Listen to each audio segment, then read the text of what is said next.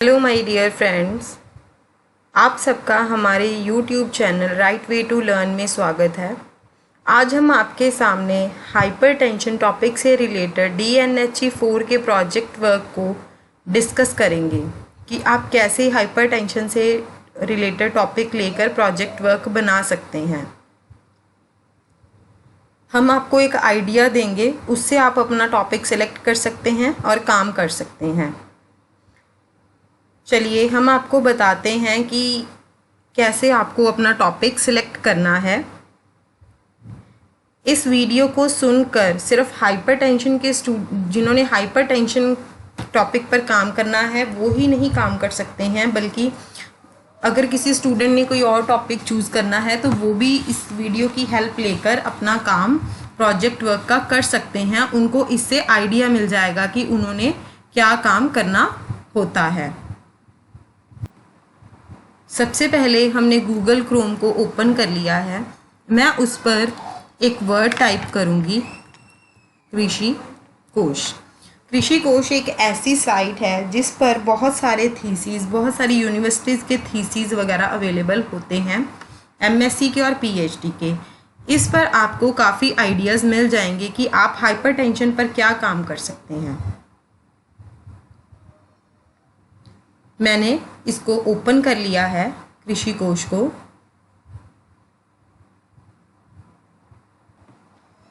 देखिए अब हम ये कृषि कोश होम जो लिखा हुआ है इस पर क्लिक करेंगे।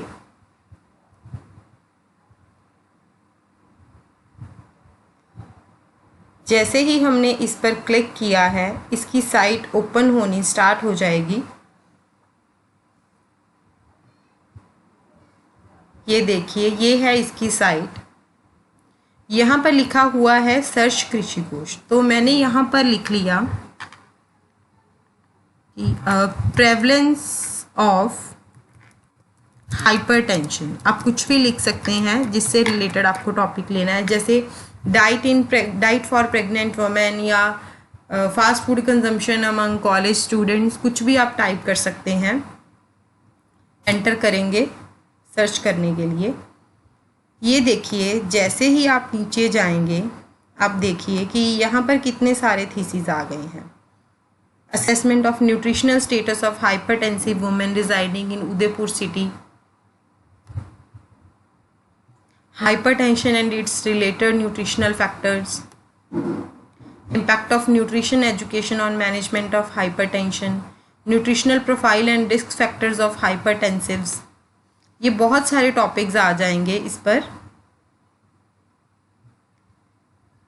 ये पेजेस हैं कि 1 2 3 4 5। आप कोई भी पेज नंबर 2 ओपन करके टॉपिक्स देख सकते हैं कि कौन से टॉपिक्स हैं।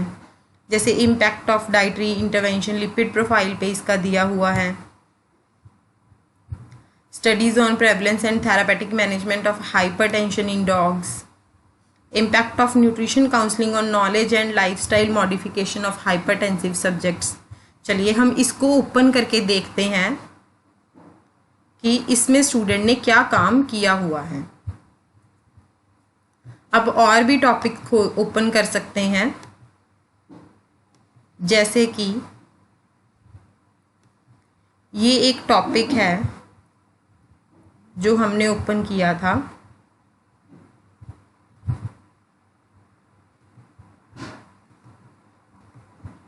Prevalence of hypertension and assessment of risk factors among agricultural labourers.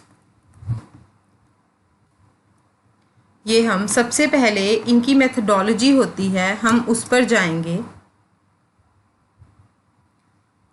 इसमें आपको ये भी पता चल जाएगा कि आपको पैटर्न कैसे फॉलो करना है जब आपको कोई प्रोजेक्ट रिपोर्ट लिखनी है। जैसे कि हम ऐसे ही सारा आपको दिखाते हैं कि कैसे। ये तो एक थीसिस की फॉर्म हो गई है, ये बहुत बड़ा होता है थीसिस। ये 152 पेजेस का है थीसिस, पर हमें रिपोर्ट इतनी बड़ी नहीं बनानी होती है।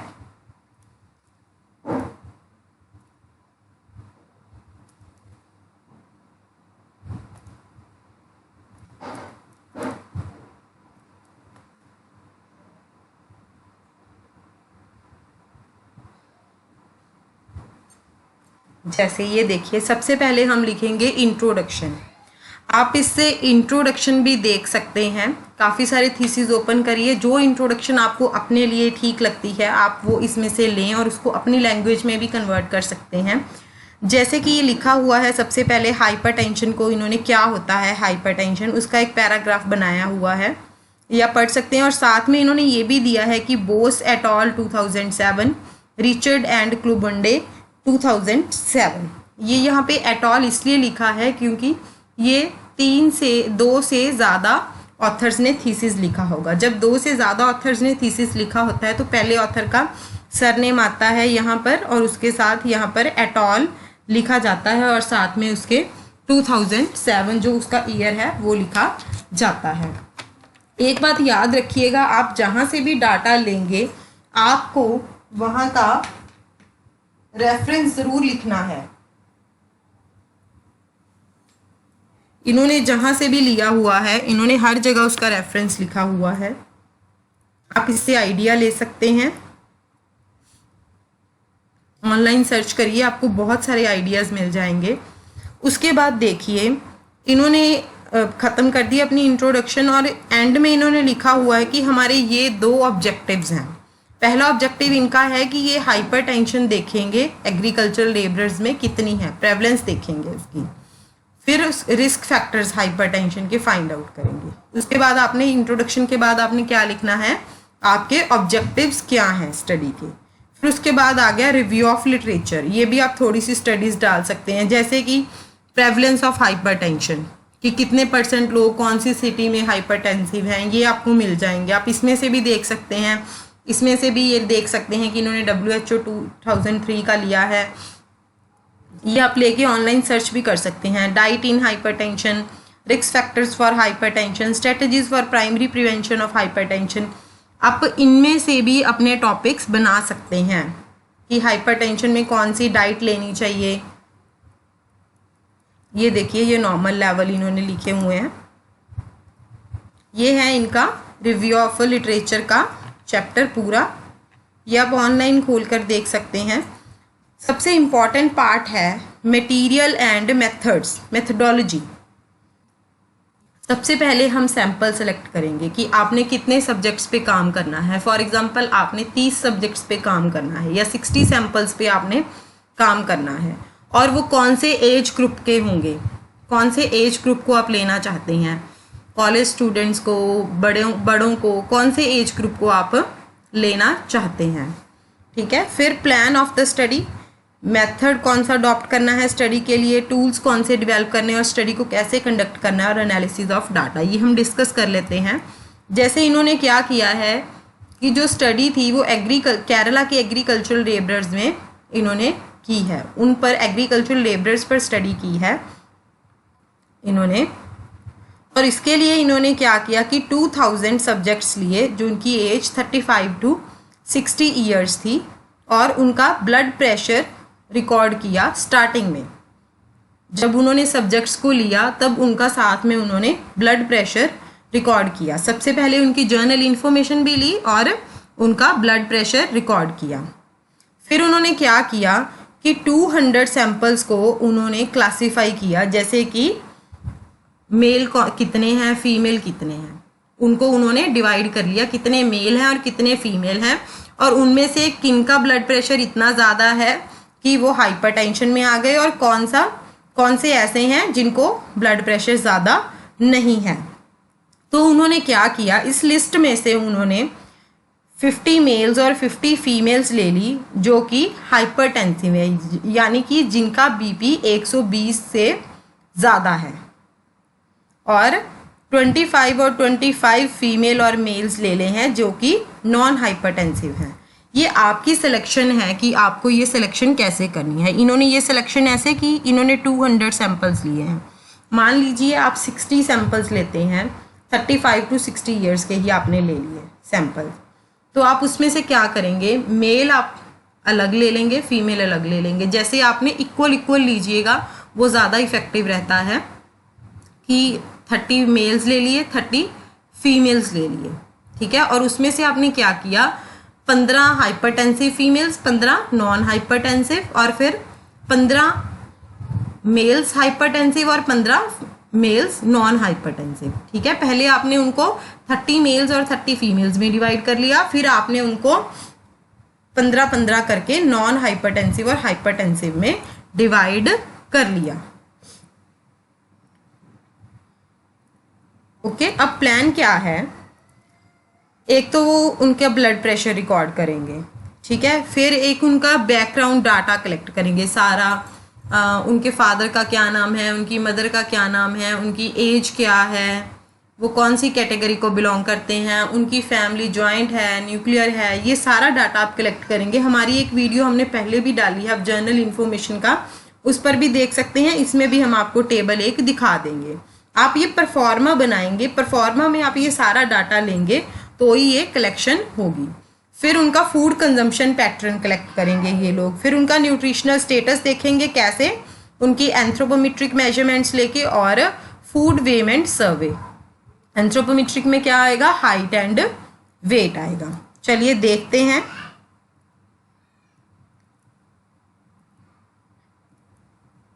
हाइट एंड वेट लिया है इन्होंने, देखिए कौन से मेथड फॉलो किए हैं हाइट एंड वेट के लिए, जेलिफ 1966।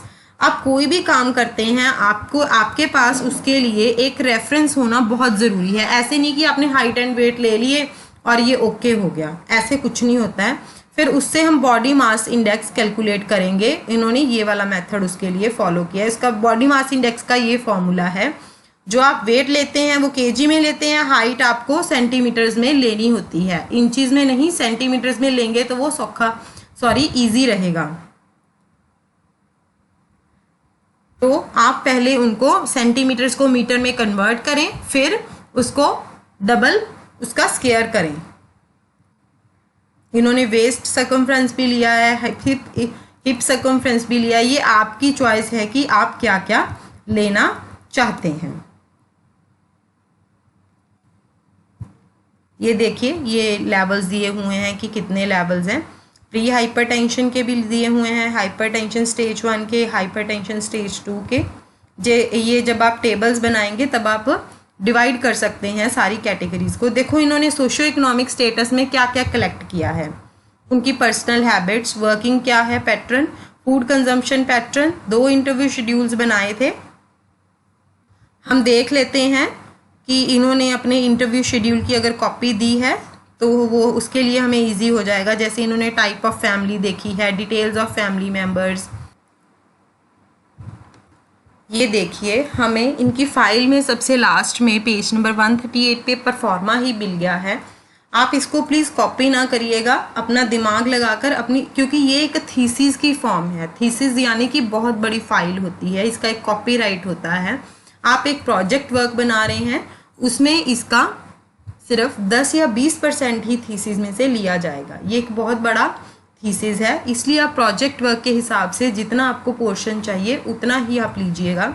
जैसे परफॉर्मा बनाइए, नेम ऑफ द रिस्पोंडेंट, उसका एड्रेस क्या है, कहाँ पर आप सर्वे कर रहे हैं, उसका एड्रेस सारा एक लाइन में भी लिख सकते हैं, ये ज़रूरी नहीं है।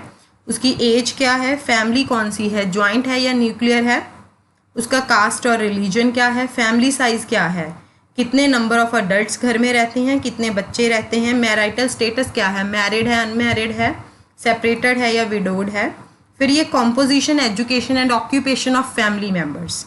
जैसे आप यहाँ सीरियल नंबर लिखेंगे, सबसे पहले लिखेंगे कि सबसे बड़े का नाम, और सबसे बड़े का नाम लिखकर आप यहाँ लिखेंगे कि रिलेशनशिप विद द हेड, कि जो घर का मुखिया है उसके साथ उसका क्या रिलेशन है। वो खुद है तो यहाँ पर सेल्फ लिखेंगे, फिर उसका सारा एज क्या है, मेल है या फीमेल है, क्या काम करते हैं वो, कितना पढ़े लिखे हैं, और उनकी पर मंथ इनकम क्या है। ऐसे ही सारे फैमिली के मेंबर्स का यहाँ पर एक क्लब करेंगे। फिर ये लिखना है कि उनके पास कोई और सोर्स ऑफ इनकम है, ये आप छोड़ भी सकते हैं। कि उनके पास अपनी लैंड है, अगर है तो बताइए कि कितनी कल्टीवेशन के अंडर है, ये भी आप छोड़ सकते हैं, कोई ज़रूरी नहीं है, ये एरिया वाइज डिपेंड करता है। जैसे उन्होंने एग्रीकल्चर लेबरर्स पे काम किया है तो उन्होंने ये सारा डाटा लिया हुआ है कि उनके पास कोई डोमेस्टिक एनिमल्स हैं या नहीं हैं, ये सारा कुछ आप छोड़ भी सकते हैं, कैटल, काऊ, बफलो, क्योंकि ये एग्रीकल्चर लेबरर्स पे है इसलिए उन्होंने भी सारा डाटा लिया हुआ है। जैसे ये है मंथली एक्सपेंडिचर पैटर्न, आप ये लिख सकते हैं कि वो पर मंथ किस पे कितना एक्सपेंडिचर करते हैं और कितनी टोटल इनकम का कितना परसेंटेज है। ये भी ऑप्शनल है, अगर आप करना चाहते तो कर सकते हैं। Type of house, other characteristics, kitchen separate है, ये सारे हाउस होल्ड फैक्टर्स हैं। आप लेना चाहे तो आप ले सकते हैं, नहीं तो कोई ज़रूरी नहीं है।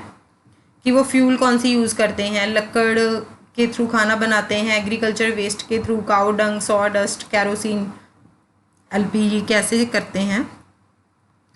कि अगर कोई बीमार हो जाता है तो वो हेल्थ सेंटर में जाते हैं, हाँ या नहीं, कौन से हेल्थ सेंटर में जाते हैं।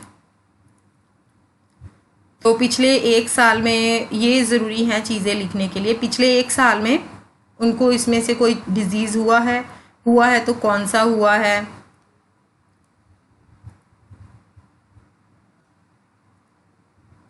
देखिए कोई परमानेंट एम्प्लॉय है गवर्नमेंट का या सारा कुछ ऐसे।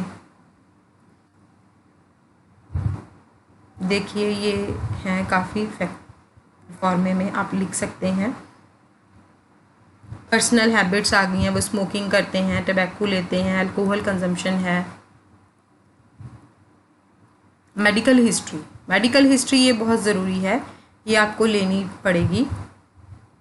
डिटेल्स रिगार्डिंग हाइपरटेंशन, ये बहुत ज़्यादा ज़रूरी है।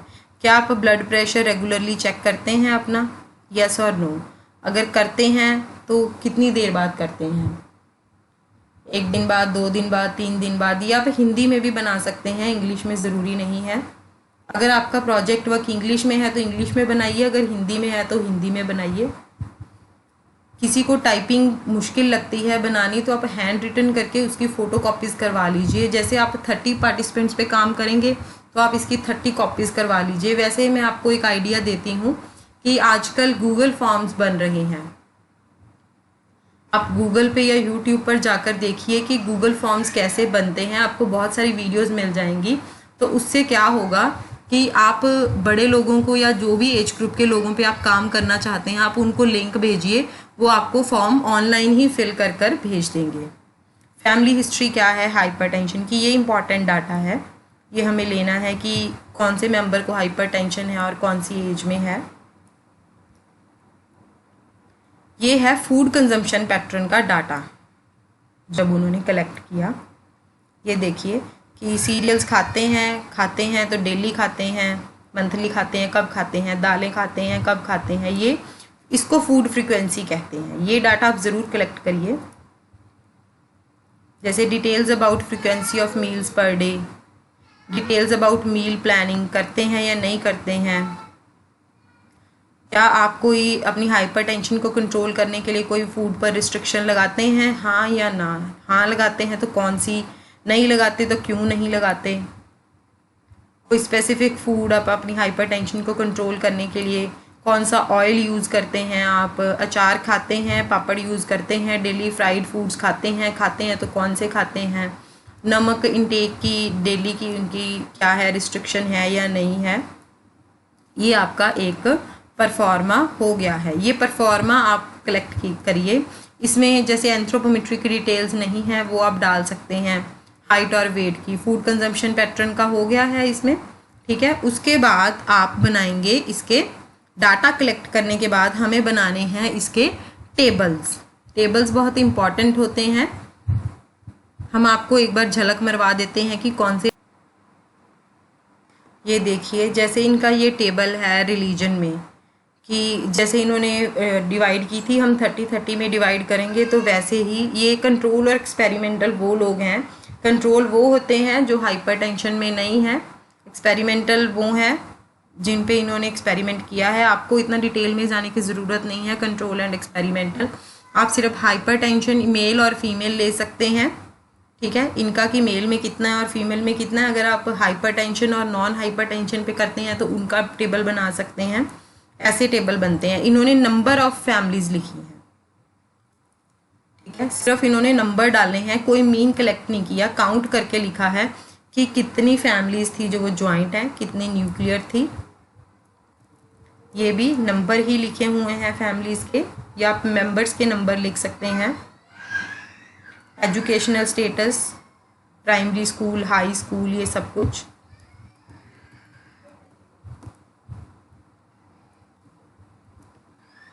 ये देखिए ऑक्यूपेशनल स्टेटस, इनकम का,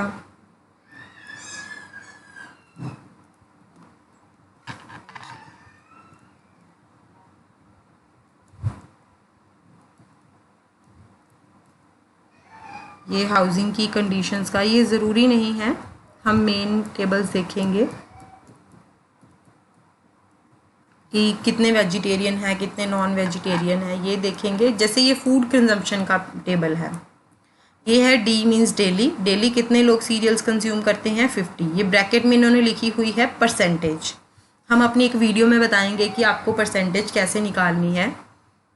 ये वीकली, 3 मतलब थ्राइस, हफ्ते में 3 बार, हफ्ते में 2 बार, हफ्ते में 1 बार। एम मतलब मंथली, ओ मतलब ओकेजनली, कभी कभी, एन मतलब नो, जो बिल्कुल नहीं खाते कोई भी चीज़। ये ऐसे इन्होंने बनाए हुए हैं। आप अपना प्रोजेक्ट वर्क शुरू करिए। अगर फिर भी आपको कुछ समझ में नहीं आता है तो आप हमें बताइए।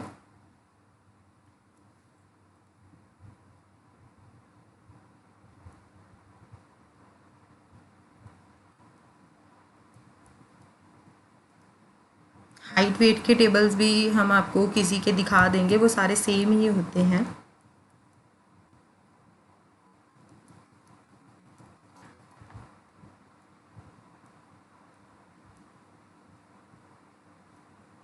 ये देखिए prevalence and risk factor for hypertension, इसका टेबल हम आपको दिखा देते हैं कि सिस्टोलिक ब्लड प्रेशर जिसका 100 से ऐसे है, आप ऐसे भी लिख सकते हैं, नहीं तो हमने आपको ऊपर बताया था ना प्री हाइपरटेंशन एंड ऑल, वो आप वैसे लिख के उसके आगे आप नंबर्स भी लिख सकते हैं। ये आपका काम करने का तरीका है, आप कैसे भी कर सकते हैं।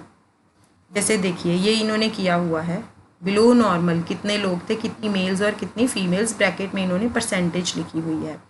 परसेंटेज कैसे निकलती है कि टोटल जैसे 30 मेल्स हैं तो जो बिलो नॉर्मल थे उसमें से वो 16 है, 16 by divided by 30 into 100। Normal में ये टेबल इफेक्टिव है, आप ये टेबल बनाइएगा। नॉर्मल में कितने आ गए हैं, प्री हाइपरटेंशन में कितने आ गए हैं, हाइपरटेंशन स्टेज 1 में और स्टेज 2 में कितने आ गए हैं। ये टेबल इफेक्टिव है, आप ये बनाइए जैसे ये वाला टेबल बना हुआ है वैसे ही। डियर फ्रेंड्स, हम आशा करते हैं कि आपको हाइपरटेंशन का ये वाला टाइटल समझ में आ गया होगा, और अगर फिर भी आपकी कोई क्वेरी है तो प्लीज़ आप हमें कमेंट सेक्शन में बताएं। हम हमेशा ही आपके लिए नई वीडियोस लेकर आएंगे, पर ये हम सिर्फ आपकी रिक्वेस्ट पर ही लेकर आएंगे। अगर किसी स्टूडेंट को किसी और टॉपिक के लिए पूछना है तो वो हमें कमेंट सेक्शन में बता सकते हैं, हम उसके लिए भी कोई वीडियो लेकर आ सकते हैं। कृषि कोश की साइट पर जाएं, वहाँ पर आपको बहुत सारे डिटेल्स मिल जाएंगी, जैसे ये hypertension and it's related nutritional factors, ये आप देख सकते हैं। इससे आप आइडिया ले सकते हैं कि आप कैसे काम कर सकते हैं। आप अपना एक परफॉर्मा बनाइए। जो भी ये थीसिस होते हैं, जैसे कि हम आपको दिखा देते हैं, जैसे हमने ये hypertension and it's related factors वाला थीसिस ओपन कर लिया, तो इसमें क्या होता है, अब आप कहेंगे कि हम ये ओपन कैसे करेंगे। ये देखिए यहाँ पर एक अटैचमेंट होती है, यहाँ पर ये लिखा हुआ है, अगर ये लॉक ओपन हुआ तो इट मीन्स आप थीसिस को खोल सकते हैं। अगर ओपन नहीं हुआ, ये लॉक बंद हुआ, तो इसका मतलब है कि अभी थीसिस ओपन नहीं कर सकते हैं। हमने इस पर क्लिक किया। आप इससे कोई भी चीज़ कॉपी पेस्ट नहीं कर सकते हैं, ये सारे कॉपीराइटेड हैं। आप सिर्फ इससे आइडिया ही ले सकते हैं।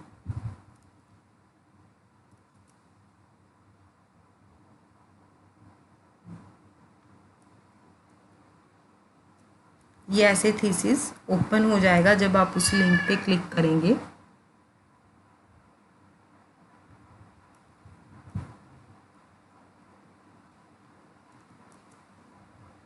ये देखिए hypertension and it's related factors, ऐसे ही सारा नीचे नीचे जाके आपको आ जाएगा। Thank you.